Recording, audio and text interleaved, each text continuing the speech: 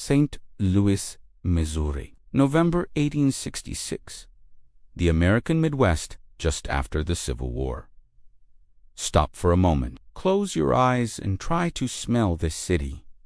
It is not the smell of progress. It is the smell of an open wound trying to heal with gunpowder and mud. The air is a dense, brown, hot soup.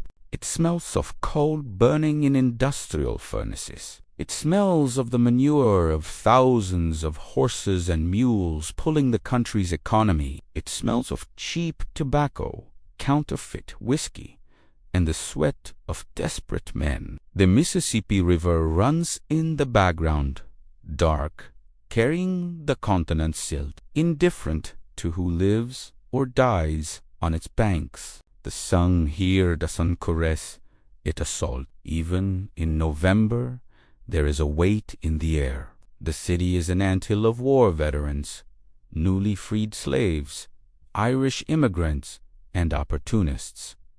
Everyone looking for one thing, to survive the peace. Because war, ... War was simple. You killed or you died. Peace is complicated. Peace requires money. Peace requires a name. Peace requires a place that, for people like Cathay, does not exist. In the middle of this sensory chaos, listen to the sound. Thump, thump. It isn't a heart beating. It is boots. Heavy military boots with leather soles and iron hobnails striking against the gravel of Jefferson Barracks. The sound of the American war machine reorganizing itself. The sound of authority. The sound of men who have a purpose, a rank, and a rifle. And on the margins of this noise, invisible to history, is she. Cathay Williams, 22 years old. Black, tall, taller than many men, standing 5'9", broad shoulders, sculpted by years of carrying burdens that would break a mule. Eyes that have seen things that would make a priest lose his faith. She isn't marching. She is washing, hands plunged into boiling water and lye, scrubbing blue uniforms dirty with grease, dried blood, and the red dust of the West. She is a civilian, a laundress, a nobody. But look at her posture. She doesn't bow like someone apologizing for existing. Her spine is erect. Her chin is up, while she wrings out the thick fabric of the uniform, feeling the rough texture of the wet wool. She watches the soldiers. She sees the Springfield rifles gleaming in the sun. She sees the respect the blue uniform commands in the streets. When a soldier passes, people make way. When she passes, people look right through her, as if she were made of dirty glass. She sees the salary being paid in silver coins and greenbacks, and she feels something dangerous growing in her stomach. It isn't hunger for food. It is hunger for power. Hunger to stop being a thing and become a somebody. Hunger for security. But the world of 1866 has a clear rule, written in blood and law. This power belongs to men. For a black woman, the destiny is the washtub or the kitchen. Full stop. There is no third option. Cathay looks at the empty uniform in her hands. She slips her hand into the wet sleeve. The fabric is heavy, protective. She looks at the soldiers marching, and she thinks, what if this uniform wasn't empty? What if I were inside it? It is an insane thought suicidal, imposible, the kind of thought that gets you committed or killed. But Cathay Williams is not an ordinary woman. She is a survivor of the apocalypse. To understand why she would do something so crazy, you need to understand where she came from. Cathay was not born free. She was born property. Independence, Missouri. House, slave. But domestic life ended when the Civil War exploded. in 1861. The world she knew burned. When Union troops invaded Missouri, they didn't free the slaves immediately. They confiscated them. The legal term was contraband of war. Think about that. Think about the violence of those words. She ceased to be the property of a farmer to become the property of the United States Army. She was ripped from home while still a teenager and thrown into the rear of a marching army. She wasn't a citizen. She was a logistical resource. This wasn't a sightseeing trip. She accompanied the 8th India Infantry Regiment. She marched through Arkansas, Louisiana, Georgia. She served under the command of General Philip Sheridan, a man known for burning everything he saw in front of him. She saw scorched earth before the term was even famous.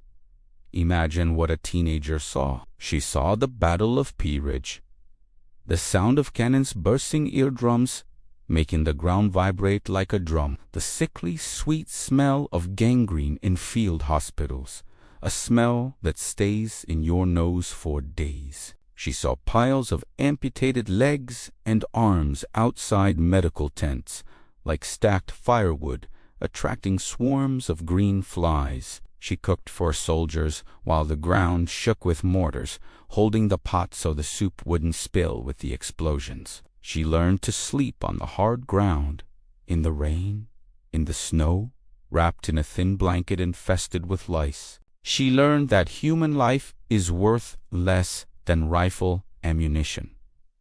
The war took her innocence, but it gave something in return: resilience of steel. She saw men cry, break, desert in the middle of the night, screaming for their mothers. She didn't break. She kept washing, kept cooking, kept marching. She realized a fundamental truth, a dangerous truth. I am as strong as they are. I can handle more pain than they can. They cry when the coffee runs out. I never had coffee. 1865. The war ends. The 13th Amendment abolishes slavery. Cathay is free. But what is freedom without money? What is freedom in a country that hates you? She returns to St. Louis, tries to live as a laundress. The work breaks her back. The pay is misery. Security is zero. Any man can break into her house. Any policeman can arrest her for vagrancy, and then Congress approves the creation of 6 regiments of black soldiers. The Buffalo Soldiers. The 38th Infantry Regiment is recruiting in St. Louis.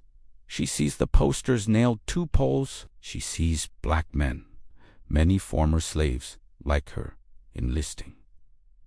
They earn $13 a month. They get food 3 times a day, dry quarters, clothes that aren't rags, medical care, and most importantly, they get a gun and the right to use it. They get permission to look a white man in the eye. Kete. That's the math of survival. As a laundress, poverty, risk of rape, hunger, invisibility, slow death. As a soldier, money, respect, weapon, belonging, quick death, or glory. There is only one obstacle. A small biological detail. She is a woman. She looks at the cracked mirror in her rented room. The candle flame flickers. She looks at her own body, touches her shoulders, touches her face. This is just meat, she thinks. If I change the packaging, will they buy the product? The decision is made. Cathay Williams is going to die tonight so that a soldier can be born tomorrow. The transformation doesn't happen by magic. It is a surgical, calculated, and painful process. Cathay knows it's not enough to wear pants. She needs to erase the woman. She needs to murder her own female identity. She grabs a dull pair of scissors. In front of the mirror, by candlelight, her hand trembles for a second, then steadies. She cuts. Curls fall to the floor. She shaves the sides with an old razor, without soap, feeling the blade scrape her skin. She leaves it short, irregular, practical. Her face changes. Her cheekbones pop. Her neck becomes exposed, strong, muscular. She doesn't look beautiful. She looks dangerous. She looks like someone who has nothing to lose. The biggest risk is the body, the silhouette. She takes strips of thick cotton cloth. She wraps them around her chest. She pulls. The air leaves her lungs. She pulls harder. Her ribs protest. Her sternum cracks. She ties a knot. She looks in the mirror. Her chest is flat, hard, but breathing becomes difficult. Every deep breath is a fight against the fabric. I will have to live without air, she decides. Breathing deeply is a luxury I cannot have. She needs a name. She doesn't want to invent something she can't remember under pressure, under gunfire. She looks at her own name, Cathay Williams. She flips it. William Cathay. Simple. Brilliant. Close enough to the truth for her to answer quickly if someone calls in the middle of chaos. Far enough to be someone else. She trains the performance. She walks around the small room. Women walk with their hips. The center of gravity floats. Men walk with their shoulders. The weight falls on the heels, planting into the ground. Stomp, stomp, stomp. She deepens her voice. She practices speaking low, guttural. She learns to spit out of the side of her mouth. She learns to look a man in the eye without looking away, not like a submissive woman, but like a defiant equal. She studies how men sit, legs spread, taking up space, as if they owned the world. November 15th, 1866. The day of the test, she walks to the recruitment station. The line is full of men. The smell of testosterone, old tobacco, and anxiety. She joins the line. She is taller than the man in front of her. No one looks twice. They see the baggy pants. They see the short hair. They see the emotional scar in the eyes. Their brain fills in the gap. It's a man. Prejudice works in her favor. They can't imagine a black woman in that place, so they simply don't see one. She reaches Captain Charles E. Clark's desk. The officer is tired, bureaucratic. He wants to fill the regiment's quota and go home for dinner. He doesn't even look up. Name William Cathay. The voice comes out raspy. Perfect, without hesitation. Age, 22. Occupation, cookie. The moment of truth. The medical exam. Her heart stops. If the doctor asks her to take off her shirt, it's over. If he does a full exam, it's over. She could be arrested, ridiculed, morally lynched right there. The army doctor looks at her. He sees a tall, strong, apparently healthy black man. In those days, racism played in her favor in this bizarre moment. Exams on black recruits were often superficial, done with haste and disgust. Open your mouth. Good teeth. Extend your hands. Strong, calloused hands. Walk to the wall. She marches, heavy, hard. The doctor signs the paper. Fit. The stamp hits the table. Bam. That sound was the sound of a historic barrier being broken, but there was no applause. There was only the sound of the pen scratching the enlistment paper. William Cathay is now a soldier of the 38th Infantry Regiment of the United States. Enlistment number and rifle Guaranteed. She left the room holding her breath, feeling cold sweat run down her bound back. Getting in was the easy part.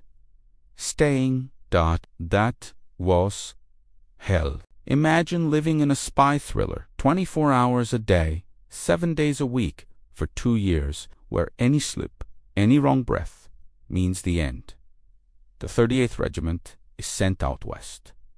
Kansas, New Mexico, the wild frontier. The mission: protect stagecoach routes, build forts, and fight against the Apache and Comanche natives. It is not a comfortable barracks life. It is a life of marching. It is a life of dust. The logistics of the secret are brutal. Cathay lives surrounded by men. She sleeps in cramped tents, shoulder to shoulder with other soldiers. The smell of sweat, dirty feet, tobacco, flatulence. She sleeps in full uniform. Always.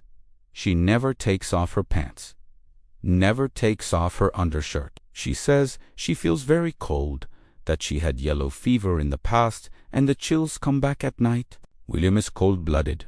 The others mock, throwing socks at her. She sleeps with a knife in her boot, hand on the hilt. She trains her brain to wake up at the slightest touch. If someone bumps her chest during the night and feels the bang, it's over. She lives in a state of constant semi-wake. Soldiers take communal baths in rivers when they can. Naked, loud, throwing water at each other. Cathay always has an excuse. I'll go later. I'm on guard duty. I'm not feeling well. She washes in the dark before dawn, using a bucket and a cloth. Shivering with cold in the desert, washing menstrual blood from old rags, she hides at the bottom of her knapsack, burying the dirty rags far from camp as if hiding a crime. Imagine the tension of washing these rags in the river, hearing a twig snap, looking sideways, praying no one appears. The fear of discovery is greater than the fear of Apache arrows. Urinating. Men do it anywhere. Standing up, marking territory. Cathay needs to sit. She develops a bladder of steel. She holds it for hours, marching miles with acute abdominal pain. She runs to distant bushes. William has a shy bladder. They laugh. William is a lady, they joke, not knowing how close to the truth they are. She laughs along. A coarse, forced laugh. But inside, she is in constant panic. And on top of all that, she has to be a soldier. Carry a 9-pound Springfield musket, powder, lead, canteen, bayonet. March 20 miles a day under the desert sun that cooks the brain inside the skull. Dig trenches until her hands bleed. Build forts carrying logs. She cannot show weakness. Women are viewed as the weaker sex. If she faints, they will open her shirt to give her air. So she endures pain that would make men cry. Blisters on her feet that burst and infect mosso cramps. Back pain from the tight bandages on her chest, cutting off circulation. She clenches her teeth and marches, one foot in front of the other. Repeat, repeat, repeat. But it's not just marching. There is combat. The 38th Regiment didn't go west to sightsee. They went to fight. And Cathay fought. Picture the scene. An Apache ambush. Chaos. Arrows whizzing. The sergeant shouting orders. Cathay raises the rifle. The recoil of the weapon kicks her shoulder violently. The smell of sulfur, the white smoke that blinds. She doesn't scream high. She roars. She loads, aims, and fires. She sees men fall beside her.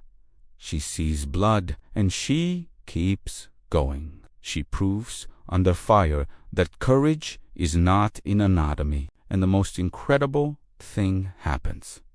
She is good at it. She shoots well. She obeys orders.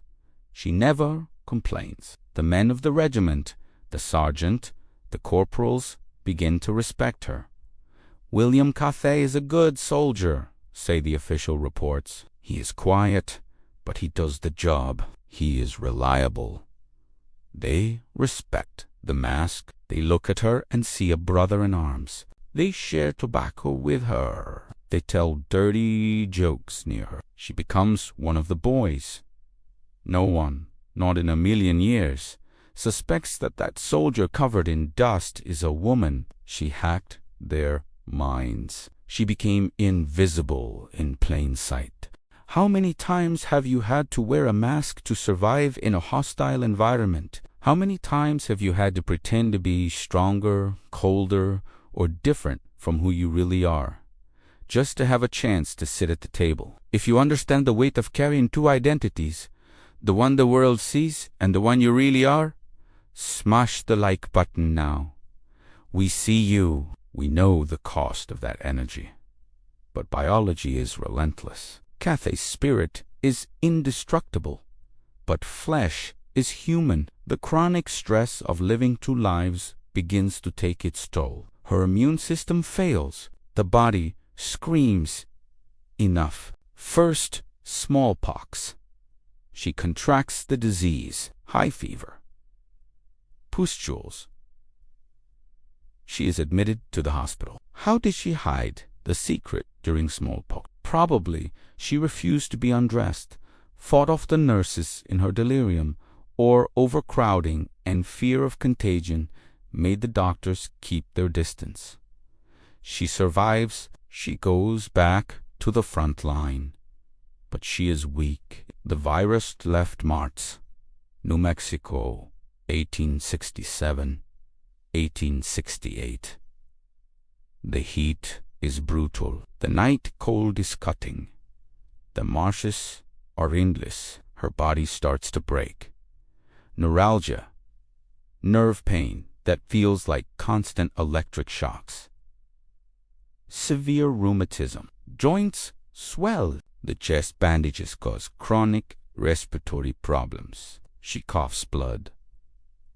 October 1868. Fort Bayard. She can no longer get up for morning roll call. The back pain is fever burns her skin. She tries to stand, but her legs fail. She falls on the barracks floor. Her comrades, worried, carry her to the fort hospital.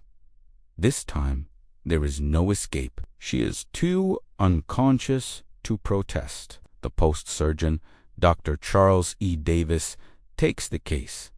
He is not negligent like the recruitment doctor. He sees a gravely ill soldier. He orders the patient undressed for a full exam. Nurses approach with scissors. Cathay is too weak to fight. They take off the heavy blue coat, take off the dirty flannel shirt. They see the bandage. They cut the bandages. The silence in the exam room. Imagine the doctor's face, the shock, the denial, his brain trying to process the image.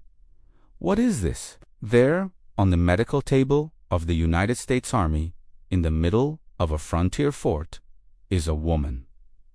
The 2-year secret explodes in seconds. The illusion falls apart. The news runs through the fort like a wildfire in dry straw. Captain Clark is summoned. William Cath is a woman. They can't believe it. They search her things. They realize they were fooled by an illiterate laundress. Their masculinity feels threatened. How did we not see? How did we not notice? The military institution's reaction is immediate and cold. There is no admiration for her courage, no medal for enduring what she endured. There is only shame, anger, and bureaucracy. Her presence is an illegality.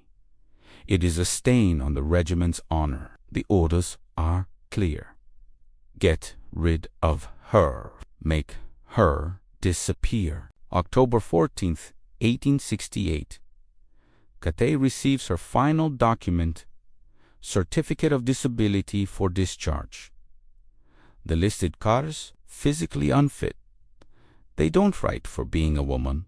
They use vague medical terms to hide the embarrassment, not to leave on the historical record that a woman served. Captain Clark writes coldly, "This man is a feeble constitution, ... quotes. They annul her. They take the uniform she sweated to honor, take the rifle she cleaned every night, take the salary she earned. They put her outside the fort gates, in the middle of the New Mexico desert, with nothing. The adventure is over. Reality is back. What happens to a hero when the mask falls? What happens when the movie ends and life goes on? Cathay Williams is alone in the desert. Sick, poor, no transport. Most people would have died there, would have given up. But Cathay has already proven she is not most people. She works, she goes back to being invisible. Cook for an officer's family, laundress, seamstress. She migrates to Colorado, to the town of Trinidad, a frontier town, hard, at the foot of the mountains, full of miners and gunmen. She tries to live a normal life. She gets married. But fate is cruel. Her husband is a scoundrel. He steals the little money she had, steals her horses, steals her jewelry, and abandons her. Does she report him to the police? He gets arrested. But does she recover anything? No.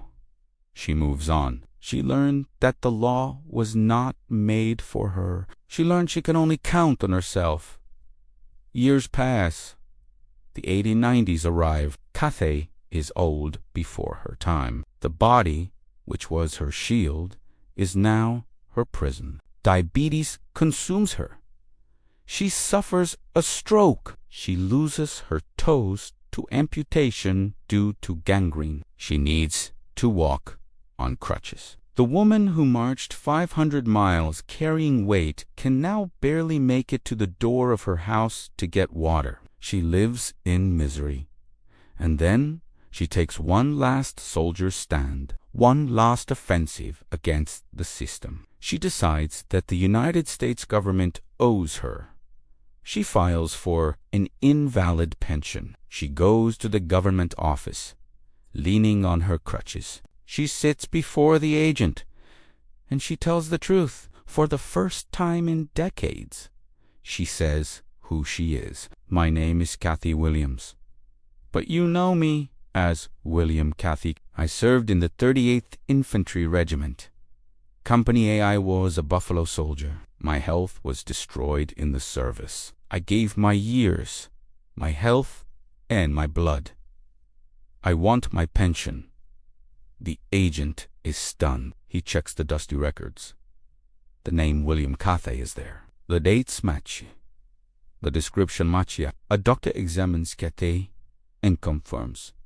The scars, the foot problems, everything matches the hard military life of the frontier. The case goes to Washington. It is analyzed by bureaucrats in suits and ties who never held a rifle. The precedent is dangerous. If they pay the pension, they will be officially admitting that the black woman served in the regular army. They would be validating the fraud.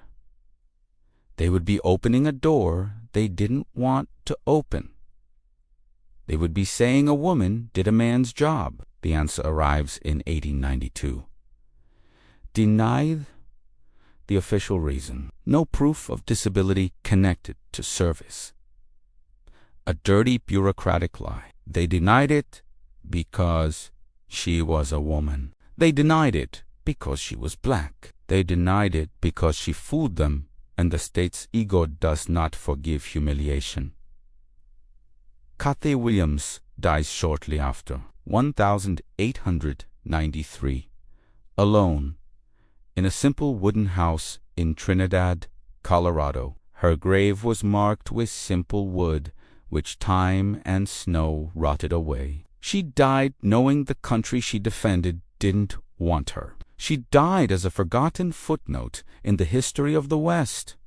But here we are, more than 150 years later. The wooden grave rotted. The officers who discharged her turned to dust. The bureaucrats who denied her pension were forgotten. But the name Cathay Williams resurrected. Why do we tell her story today? Not just because she was the first, but because she was the glitch in the matrix. She was the error in the system. She looked the most rigid, masculine, and oppressive system in the world, the 19th century American army, and said, "I am getting in there." And she got in, without invitation, without permission, without asking leave. She hacked reality. She proved that barriers of gender and race are often just mental barriers. She proved that, under the uniform, courage has no sex, competence has no gender. The bullet that leaves the rifle doesn't ask who is pulling the trigger. The desert doesn't ask if you are a man or a woman before killing you. She lived a lie, she lived a truth, the truth that she was capable. She sacrificed her name, her body, and her health for a glimpse of power and freedom. For 2 years, she wasn't an ex-slave. She was a Union soldier, and no one can take that away from her. Today, Cathay Williams is not just a historical curiosity. She is the patron saint of the saint of the invisible. The icon of anyone who has ever had to hide who they were just to have a chance to survive, just to have a chance to eat. Now I ask you, who listened this far, what is the uniform you are being forced to wear today? What is the role that society, your family, your boss said is the only one for you? Did they say you are too old to start? Too young to lead? Not enough education? The wrong color? The wrong gender? Remember William Cathay. Remember the woman who cut her own hair, bound her chest until she couldn't breathe, and marched in the desert because the alternative was to be nothing. She refused the destiny they gave her, and she wrote her own with her own boots, step by step, blood by blood. The world will not give you permission to be great. The world will try to put you in the laundry. You have to take the rifle. You have to invade the fort. You have to enlist in your own army. If this story lit something inside you, if you felt the weight of her journey, if you felt the heat of that desert, leave a like, share this video. Let's make her name be spoken out loud. Let's give her the pension of recognition history denied her. And write in the comments your rank of war, your cry of freedom. I accept nitrogen monoxide limits. History is written by the winners, they say, but sometimes it is rewritten by the imposters who were better than the heroes. See you on the front. Ouchie.